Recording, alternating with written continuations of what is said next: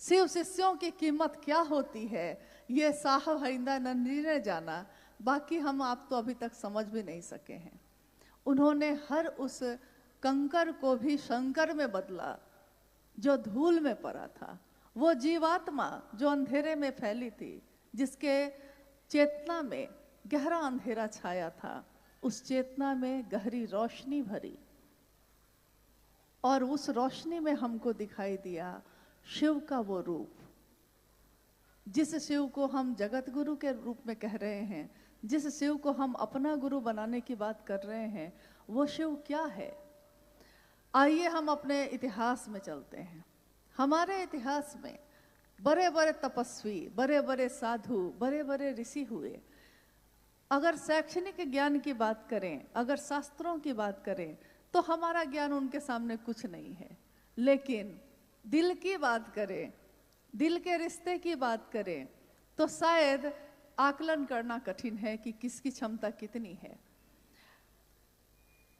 लेकिन अगर हम किसी की बातों पे चलते हैं, क्योंकि इस संगोष्ठी को भी जिसका आयोजन आज हुआ है, या 1980 के दशक से जो शिव शिष्यता की धारा चल रही है, उसकी बात भी हम करें अगर, तो उसके लिए, उसको समझने के लिए थोड़ा हमको इस पे विचार करना होगा कि ये है क्या, ये कौन है शिव।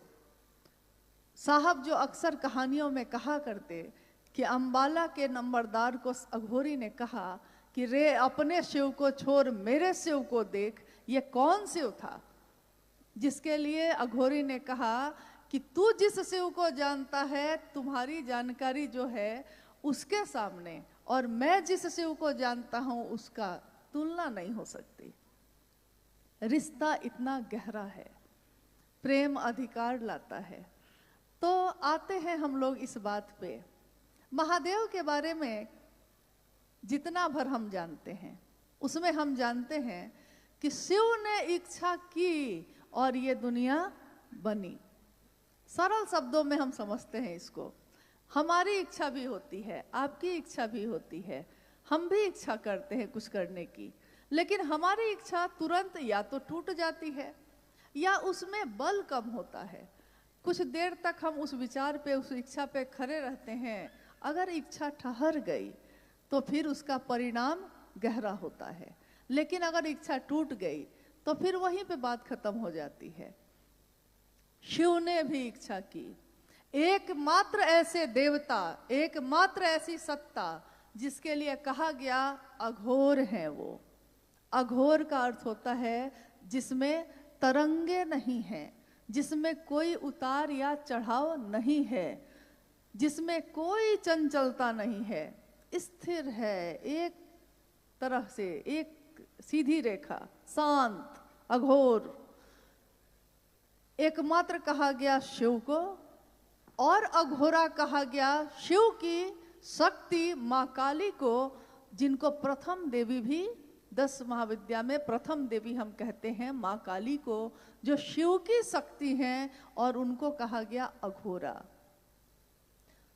साहब ने बताया कि जब ये कल्पना करते हैं, जब ये सृष्टि बनी ही नहीं थी, जब ये दुनिया ही नहीं थी, कुछ नहीं था, शून्य था चारों तरफ, कहीं कुछ नहीं, और उस शून्य में, उस सन्नाटे में जहाँ कुछ भी नहीं है, शिव की शक्ति तो है, शिव तो है, क्योंकि काल से परे की देवी कहा जाता है काली को, काल के नियंत्रक देवता कहा जाता है महादेव को, तो शिव तो है। अब हम कल्पना करते हैं कि उस शिव ने, जिसकी समस्त शक्तियां सुषुप्तावस्था में हैं, सारी शक्तियां हैं लेकिन शांत हैं, अभी प्रकट नहीं हुई हैं। सारी शक्तियां शिव के साथ परम सत्ता में शांत भाव से सुषुप्तावस्था से है, और उसी में एक हलचल होती है। शिव की इच्छा एक जो है वो, एको हम बहुश्याम, मैं एक हूं, एक से अनेक हो जाऊं, और उन्होंने की इच्छा सृष्टि की। शीश इच्छा, शिव की इच्छा से जो सृष्टि बनी, उस सृष्टि में अब शिव ने इच्छा की, तरंग पैदा हुई, यानी कहीं कुछ नहीं है, अब हुई तरंग पैदा। तरंग जो पैदा हुई तो उसमें हमेशा ओम और नमः शिवाय की व्याख्या साहब ने जब भी की तो उन्होंने जो उसकी व्याख्या की है उसमें उन्होंने कहा है कि जैसे ही वो तरंग पैदा हुई, ध्वनि जो तरंगों के साथ ध्वनि जो सुनाई दी, जो प्रकट हुई, उस ध्वनि की आवाज थी आ ओ मा।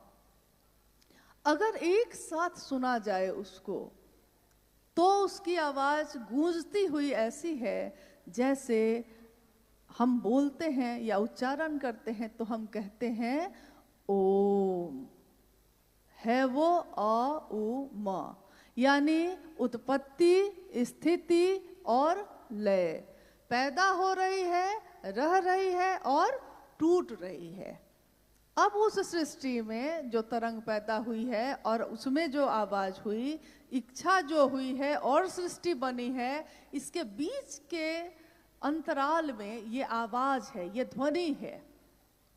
इसीलिए ओम को कहा जाता है ध्वनि, यानी प्रणव मंत्र है वो। और सृष्टि जैसे ही बनी, अब बना आकाश, फिर बनी हवा, फिर बनी अग्नि, फिर बना जल, फिर पृथ्वी, मिट्टी, क्षिति तत्व। जैसे ही पहला तत्व जिसमें एक ही इंद्रिय काम करती है, हमारी एक ही ज्ञानेंद्रिय काम करती है, पहला तत्व बना आकाश, वैसे ही जो ध्वनि थी ओम, अब वो सृष्टि में प्रकट हुई। अभी तक आवाज थी, वो गूंज रही थी, अब वो प्रकट हुई शब्द में। शब्द जो प्रकट हुए तो ओम का ही प्रकट रूप कहा गया नमः शिवाय। इसीलिए एकमात्र ऐसा मंत्र है जो भारत की संस्कृति में, ग्रंथों में इसको कहा गया शिव का प्राण मंत्र। ये मंत्र क्या है? ये सिर्फ मंत्र नहीं है, ये नमः शिवाय, इसमें शिव के प्राण हैं, क्योंकि इसमें शिव की इच्छा सन्निहित है। और अब है ये दुनिया बनी, 5 तत्वों से बना ये सारा कुछ, और 5 तत्वों से बना हमारा आपका शरीर भी। दुनिया भी उसी से बनी, हमारा आपका शरीर भी उसी से बना। यानी ये जितनी चीजें हैं, आकाश, हवा, अग्नि, जल और क्षिति, मिट्टी, ये सारे तत्व हैं मानव के शरीर में। 5 तत्व और 3 गुण से बांध के ये बना है शरीर। और इसी शरीर से हम शिव के प्राण मंत्र को बोलते हैं, नमन जो करते हैं हम तीसरे सूत्र में। और साहब हरिंदरानंद जी को जो मिला, श्वास पे नमः आया और शिवाय उतर गया। कल्पना कीजिए कि उस नमः शिवाय में कितनी ऊर्जा होगी जो शिव के ही प्राण से निकली है और सृष्टि में सबसे पहले प्रकट हुई। इसको सरल शब्दों में उन्होंने समझाया। उन्होंने कहा कि आपने कहानी सुनी होगी कि दक्ष का यज्ञ हुआ। उस यज्ञ में कहानी है ये, लेकिन कहानियां भी हम बहुत कुछ सीखते हैं उससे। कुछ सच्चाई है, कुछ कल्पना है, लेकिन उसमें है क्या कि दक्ष का यज्ञ हुआ, विध्वंस करने का आदेश शिव के तरफ से मिल गया, क्योंकि सती उसमें अग्नि में कूद गई थी।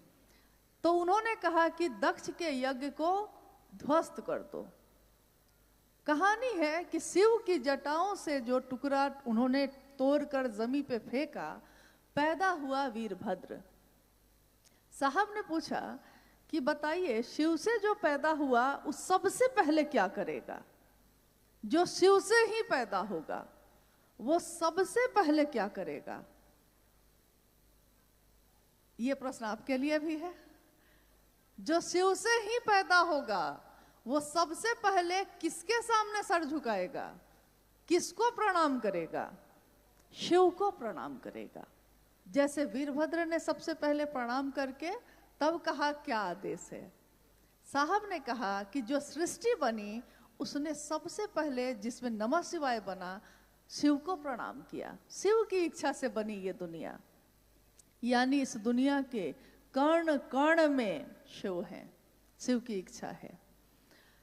कहते हैं कि इतनी ऊर्जा है उस शिव में कि सबसे निचला तत्व जो है क्षिति यानी मिट्टी, जो सबसे मोटा कह सकते हैं आप, सूक्ष्म सबसे हो गया आकाश, और सबसे स्थूल यानी एक ऐसी चीज, एक ऐसा तत्व जिसको हम छू सकते हैं, जिसको हम स्वाद ले सकते हैं, जिसको हम सूंघ सकते हैं, देख सकते हैं, यानी पांचों ज्ञानेंद्रियां मेरा जिस पे काम करती हैं, सबसे स्थूल है मिट्टी। मिट्टी में कहा गया कि अगर इसकी ऊर्जा निकाली जाए तो उस मिट्टी के एक परत में, एक कण में कितनी ऊर्जा है? करोड़ों बिजलियों की चमक जैसी ऊर्जा है। एक बिजली गिरती है कहीं तो सब कुछ राख हो जाता है, और करोड़ों बिजलियां अगर एक साथ कहीं गिर गई तो धरती बचेगी। करोड़ों बिजलियों की ताकत है क्षिति तत्व में, तो समझ जाइए कि उससे स्थूल जल में कितनी ताकत होगी, क्योंकि उसी पानी से बिजली बनती है। ये जो जल रहा है, कितनी ताकत है उस पानी में कि जो चाहते हैं इंसान आज बना ले रहा है उससे। अग्नि में कितनी ताकत होगी, क्योंकि और सूक्ष्म होता जा रहा है।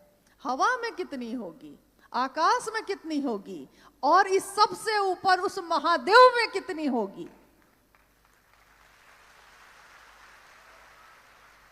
जिसकी मात्र इच्छा का प्रतिफल है ये, मात्र इच्छा।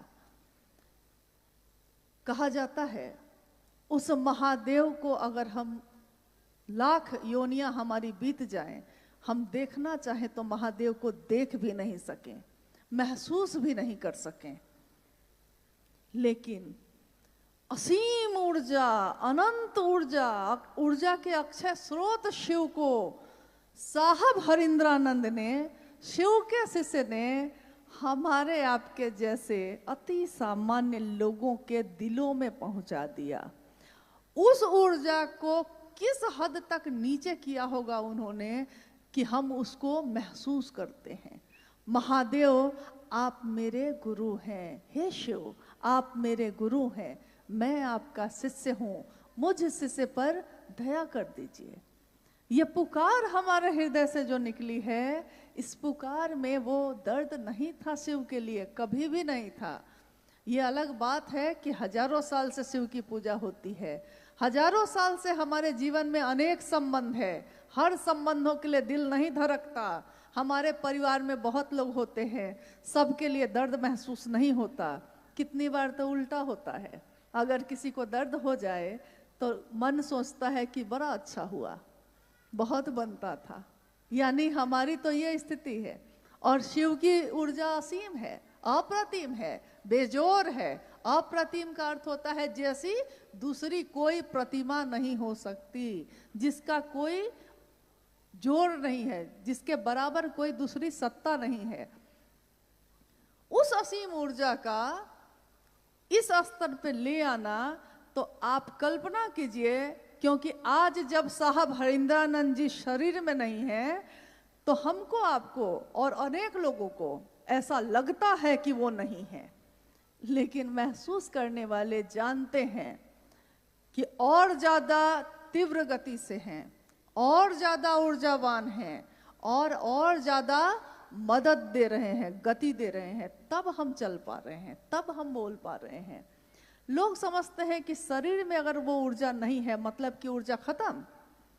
तो हमारे गुरु शिव तो शरीर में शुरू से नहीं है, और उस शिव को इस धरती पे उतारने का काम जिन्होंने किया है, अब कल्पना कीजिए कि हम भी इंसान हैं, आप भी इंसान हैं, और इस धरती ने ऐसे ऐसे इंसान को पैदा किया है जिसकी उस समय जब वो धरती पे था तो धरती चमत्कृत होकर देखती थी उन लोगों को।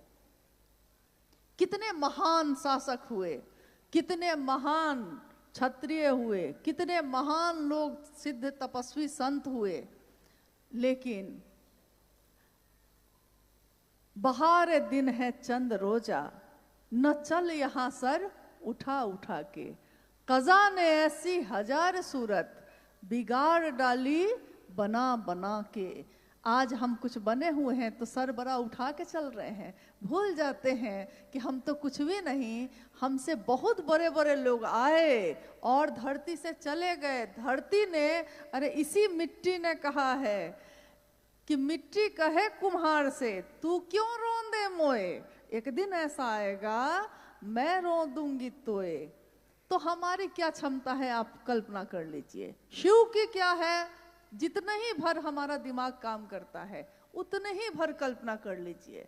और अब हम लोग बात करते हैं शिव के शिष्य हरिंद्रानंद साहब के बारे में। जितना भर हम लोगों ने उनको जाना, जितना भर उनके सानिध्य को प्राप्त किया, जितना भर समझ पाए, उतने ही भर में कल्पना करते हैं।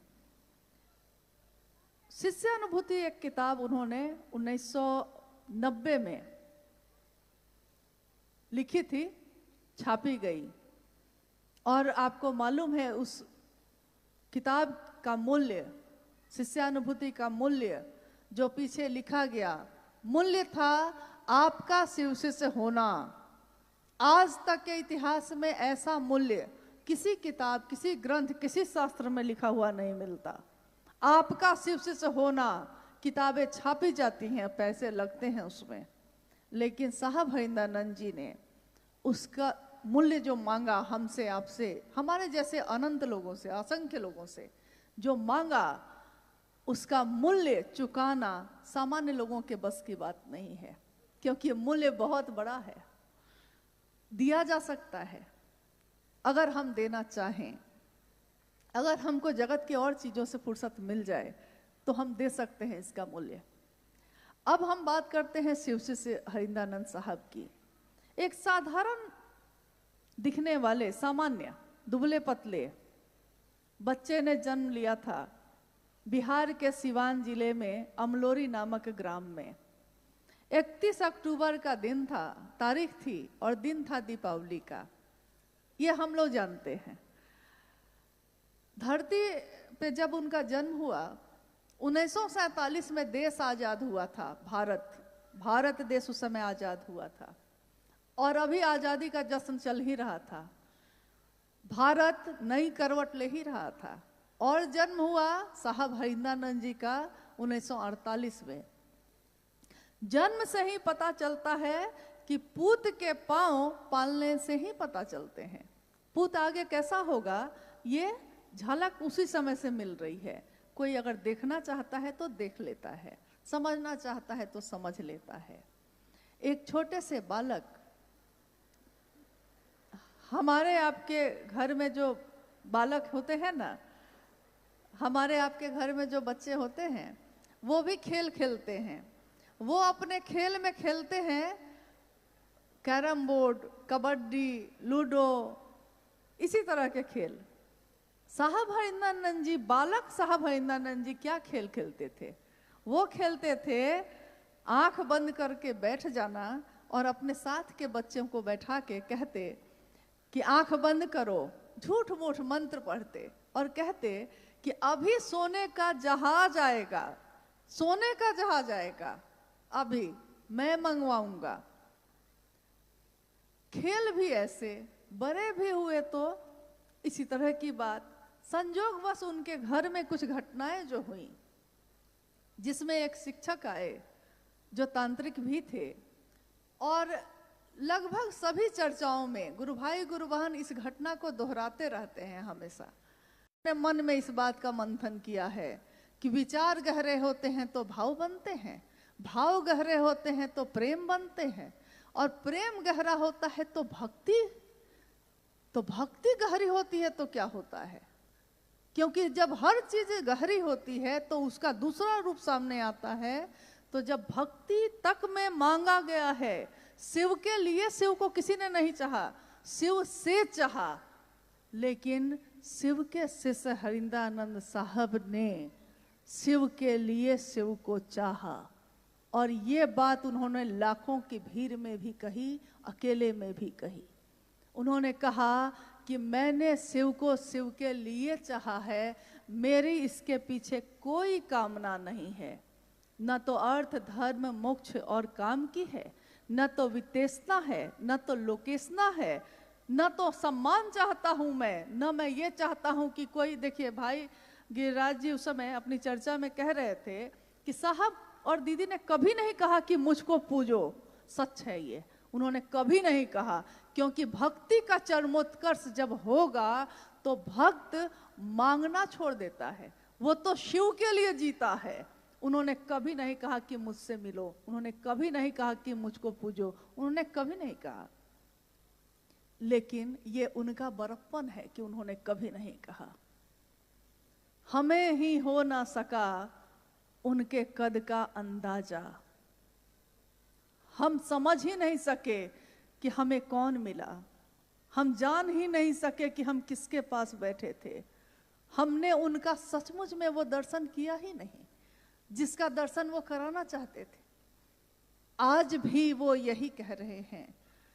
तो हम कैसे हैं कि वो तो आसमां हैं, सर झुकाए बैठे हैं, लेकिन हम शिव के शिष्य कैसे हैं जो साहब हरिंदानंद जी का नाम लेने में हमारी जबान लड़खड़ाने लगी है। दीदी नीलमानंद का नाम लेना हम लोग भूल गए हैं। हम अपनी अनुभूति बोलते हैं, हम अपने साहब और दीदी की अनुभूति क्यों नहीं बोलते? उन्होंने जिस शिव को दिखाया उस शिव की बात क्यों नहीं करते? उन्होंने जिस शिव को इतना अपना बनाया, इतना निकट किया, हम उसकी बात क्यों नहीं करते? कहते हैं जगत गुरु शिव का शिष्य जगत स्तर पे सोचेगा। संकीर्ण की बात करने वाले का मन संकीर्ण होता है, विराट की बात करने वाले का मन विराट होता है, और महादेव की बात करने वाले का मन कैसा होता है? महादेव की बात करने वाले का मन महादेव जैसा ही होता है, जो सबके लिए सोचता है, सबका भला सोचता है। जैसा शिव शिष्य हमारे वरेण्य गुरु भ्राता ने सोचा, उनसे ज्यादा हमारा शुभ, उनसे ज्यादा हमारा कल्याण किसने सोचा? किसी ने थोड़ी सी मदद की, लेकिन किसी ने आत्मबल इतना नहीं बढ़ाया कि आज हम पॉकेट में कुछ नहीं है फकीर हैं अगर हम, लेकिन मिजाज तो अमीरी का है। फकीरी में भी अमीरी का मिजाज लाए हैं। ये किसने दिया? कहते हैं कि शिव को गुरु बना के हमने क्या पाया? हमने पाया कि हम दुनिया की जो चीजें हैं अब हमारे लिए किसी काम की नहीं। गुरु भोग और मोक्ष देते हैं, अभिन्न रूप से देते हैं। शिव गुरु जो चाहता है उनका शिष्य उसको वो देते हैं, और इसके प्रमाण हैं, इसकी अनुभूतियां हैं, लोगों को प्राप्त हुई हैं, लोगों ने प्राप्त किया है। जितने भी लोग आए अभी, किसी ने यह कहा कि जब मैंने शिव को अपना माना तो मेरा इस लौकिक जीवन में और मेरे पारलौकिक जीवन में परिमार्जन नहीं हुआ। किसका नहीं हुआ? साहब ने हमेशा कहा कि अरे महादेव के लिए इतना तो करो। महादेव ने जब से तुमने महादेव के लिए इतना ही भर कहा है कि शिव तुम मेरे हो, अच्छा पहनने लगे, अच्छा खाने लगे, अच्छा जीवन जीने लगे। शिव विसंगतियों में संगति की स्थापना करते हैं। शिव न्यूनतम व्यवस्था में रह के भी सुखी रहा जा सकता है, इसका उदाहरण है। इसीलिए उन्होंने एक आवाज दी कि बनना है तो शिव बनो, बनो तो शिव, जियो तो शिव, रहो तो शिव। ये बात आज तक किसी ने नहीं कही। इतनी खूबसूरत है ये बात, इतनी अद्भुत है, इतनी कहते हैं कि जानलेवा है, लगता है कि प्राण निछावर कर दे।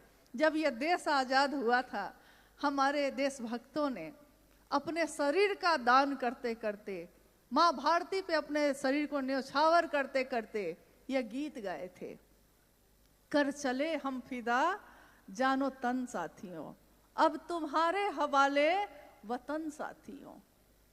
साहब हरिंदानंद जी ने आध्यात्म की धरती पे जाति, धर्म, लिंग, वर्ण, समाज, दुनिया, देश, सारी सीमाएं तोड़ दी।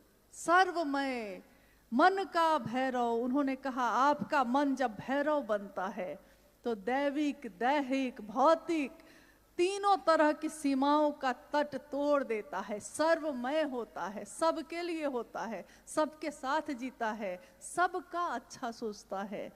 तो उन्होंने देश की सीमाएं भी तोड़ दी और सबके बीच एक ही बात का आह्वान किया। उस शिव ने दिया है, शिव की दुनिया में हम रहते हैं, हमारी दुनिया में वो शिव क्यों नहीं रहता? ये पीड़ा है उनकी कि हमारी दुनिया में वो शिव क्यों नहीं रहता। क्या शिव के शिष्य भी ऐसा ही करेंगे? क्या शिव का नाम लेने वाले लोग भी शिव के साथ ऐसी ही चालाकी करेंगे? शिव शिष्यता प्रेम है, शिव शिष्यता भाव है, दर्द है, एहसास है। शिव शिष्यता तालीबाजी नहीं, शिव शिष्यता व्यापार नहीं। हम अपने बेटे का व्यापार नहीं करते, हम अपने पति का व्यापार नहीं करते, हम अपने माँ बाप का व्यापार नहीं करते। जिसको भी हमने कहा है कि वो मेरा है, हम उसका व्यापार नहीं करते। व्यवस्था में मिलके काम करते हैं लेकिन व्यापार नहीं करते। और जितना भर आपने साहब और दीदी का सानिध्य प्राप्त किया है माँ नीलमानंद जी के साथ इस लौकिक जीवन में, 3 वर्षों तक ही मैं रह सकी, लेकिन उनके उन 3 वर्षों में मैंने जो उनको जाना, जितना भर जाना, क्योंकि वो भगवती स्वरूपा, उनको मैं कितना जान सकूंगी? कोई उनके पास रह के भी उनकी शक्ति का क्या आकलन करेगा? जान न सका। लेकिन जितना भर जाना, ममता की मूर्ति क्या होती है, ये बनती है। जब ये मूर्ति बनती है तो उसका चेहरा होता है नीलमानंद की तरह, राजमणि नीलमानंद की तरह। ये पोषित करने वाली माँ शिव शिष्यों को, शिव शिष्य एक परिवार है, शिव शिष्य परिवार, इस परिवार के हर सदस्य का पोषण देने वाली वो माँ, उसने अपना सर्वस्व न्यौछावर किया।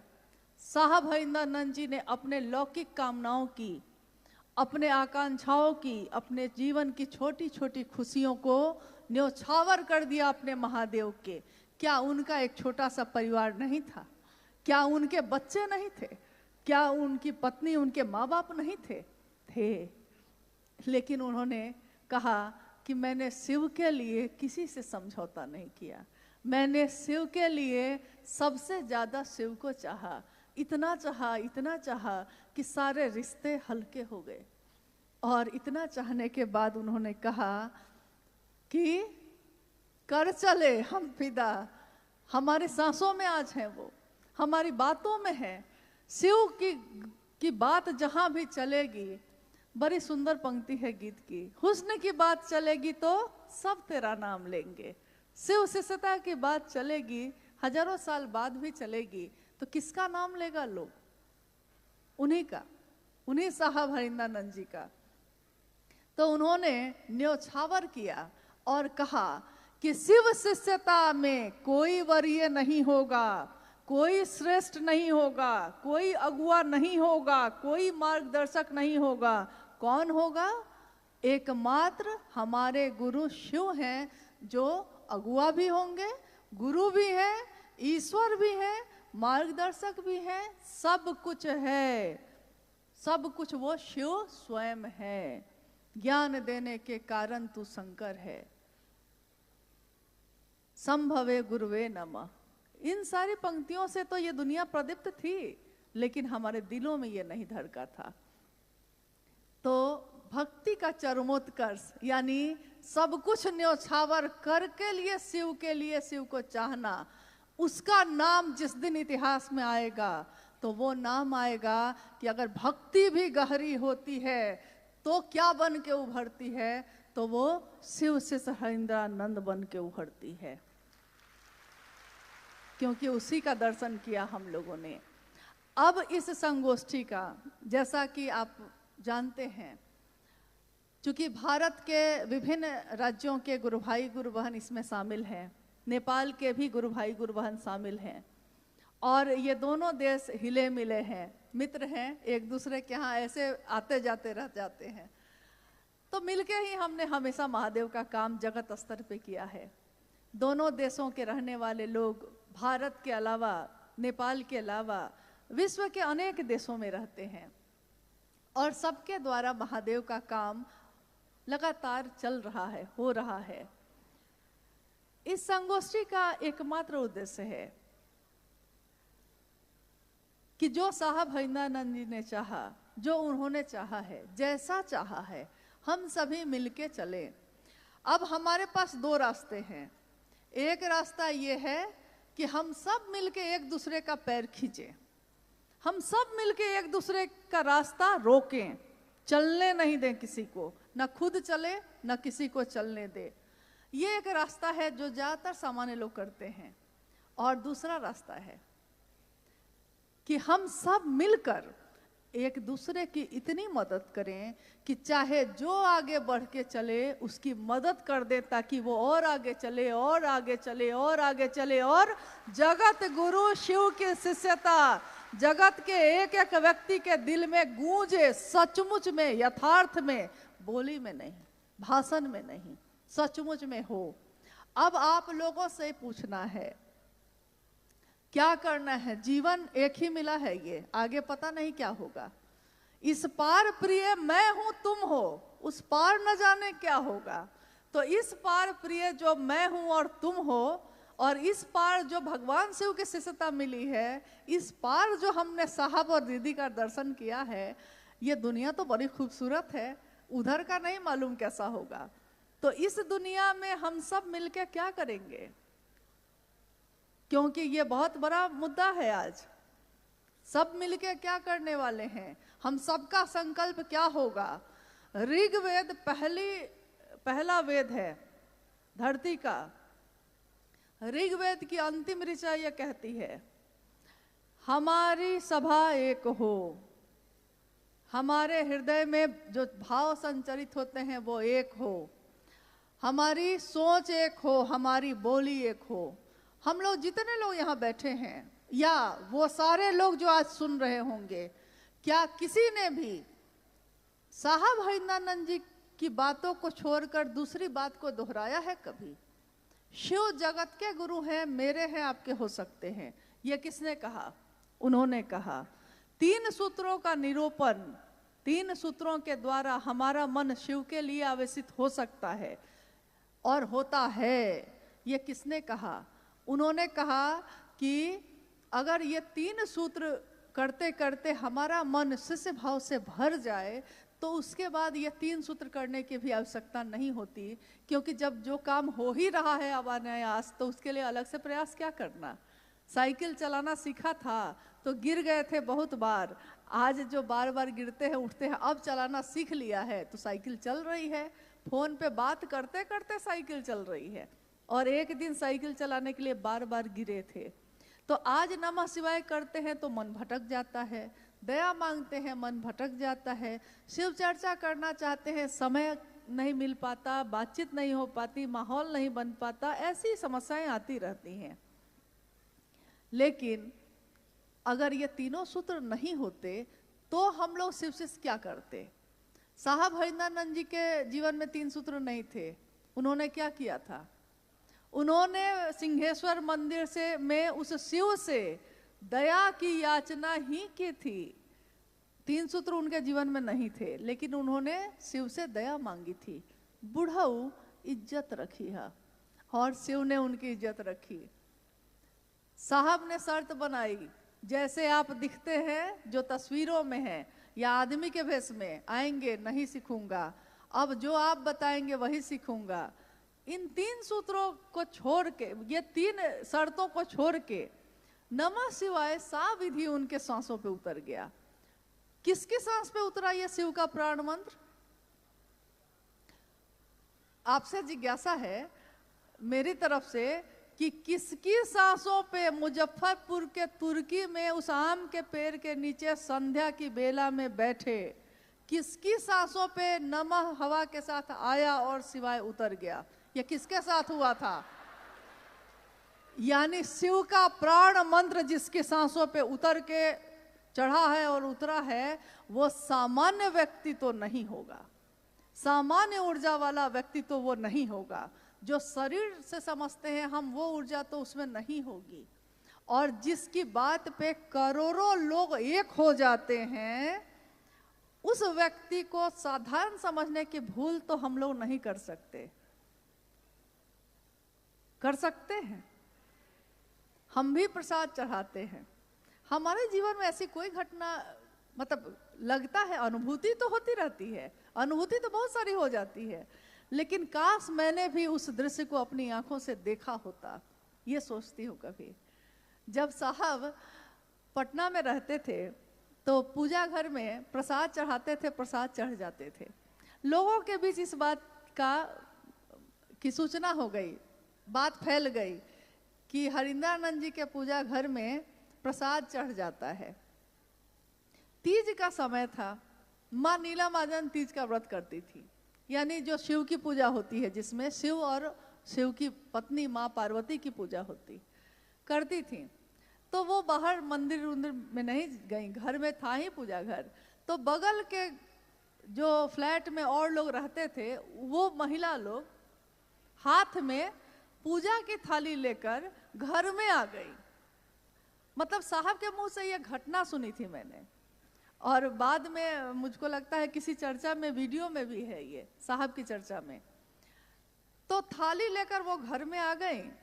तो उन्होंने कहा कि मैडम, दीदी नीलम आनंद जी को कहा कि मैडम आप नहीं आई मंदिर, तो हम लोग सोचे कि हम ही लोग पूजा की थाली लेके आ जाते हैं, क्योंकि हमने सुना है कि आपके घर में भी तो पूजा घर में प्रसाद चढ़ जाता है।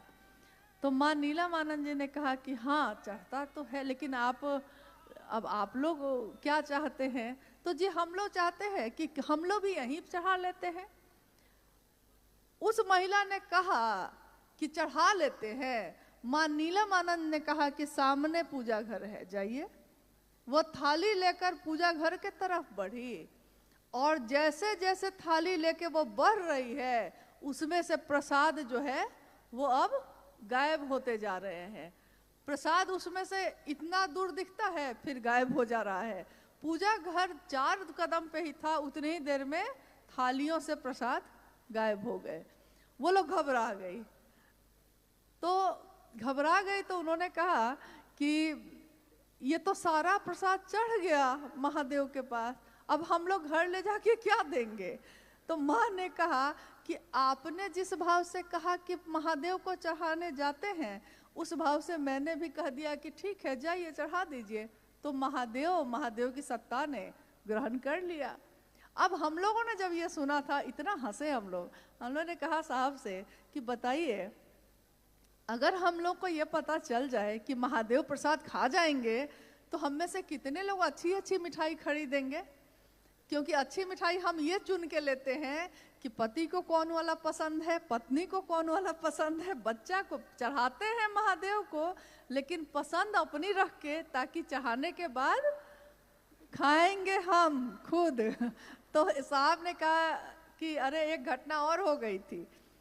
एक व्यक्ति थे, बाद में शायद विधायक थे उस समय, तो वो घर पे आए। उन्होंने कहा कि हरिंद्रानंद जी, सुनते हैं आपके पूजा घर में जो चढ़ाते हैं चढ़ जाता है, तो मैंने आज एक रेमंड की बहुत सुंदर चादर खरीदी, तो मैंने सोचा कि महादेव को चढ़ा के और फिर हम इसका प्रयोग कर लेंगे, हम इसका यूज कर लेंगे। साहब ने कहा चढ़ा दीजिए।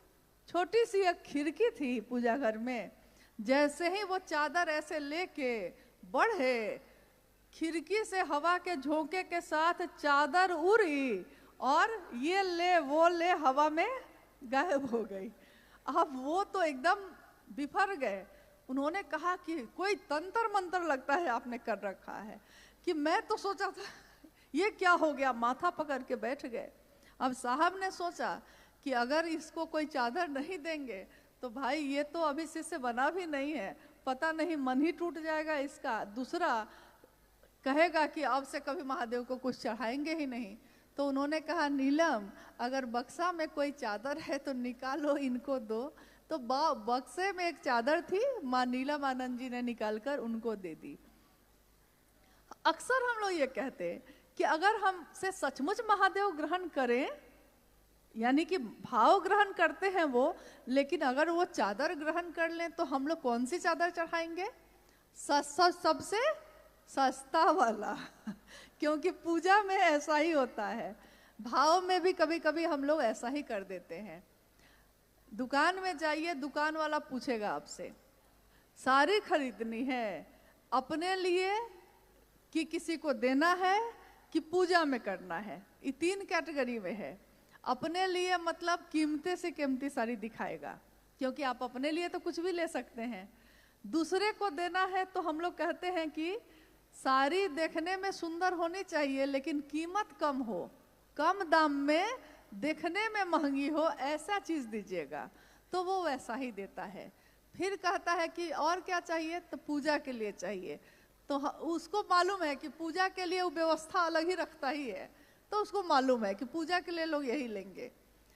जिस दिन हमको ये पता चल जाए कि महादेव क्या ग्रहण करते हैं, तो हम महादेव के लिए क्या लेंगे, क्या देना चाहेंगे, तो लौकिक चीजों को तो महादेव लेते ही नहीं है।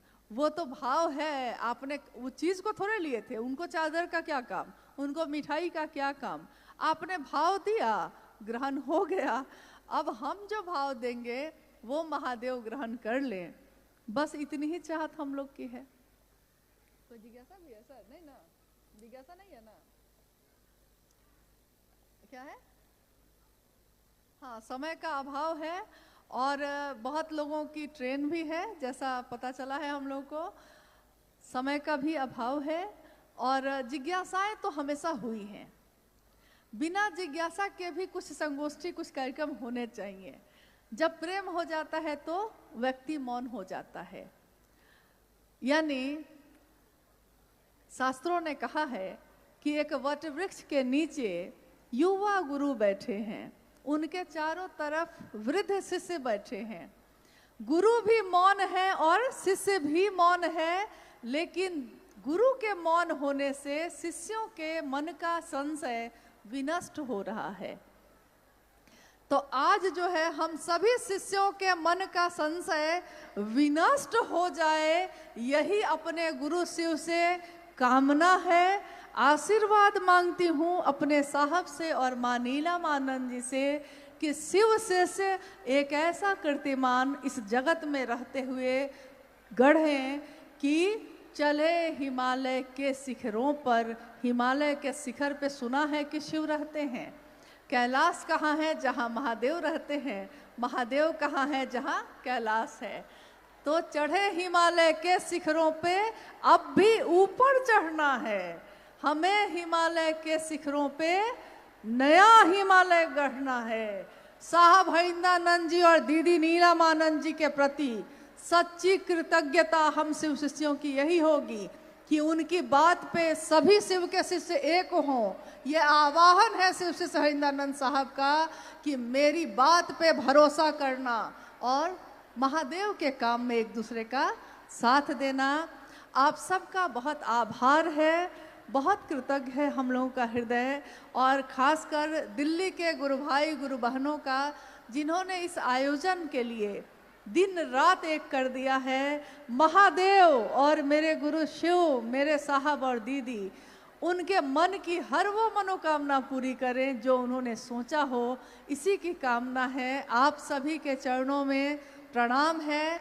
आप धीरे धीरे अपने घर के लिए बाहर के तरफ प्रस्थान करेंगे, और इसको याद रखिएगा कि इस संगोष्ठी का जो भी उद्देश्य है उसकी पूर्ति हो सके। आप सभी को प्रणाम है, आप सभी को साधुवाद है।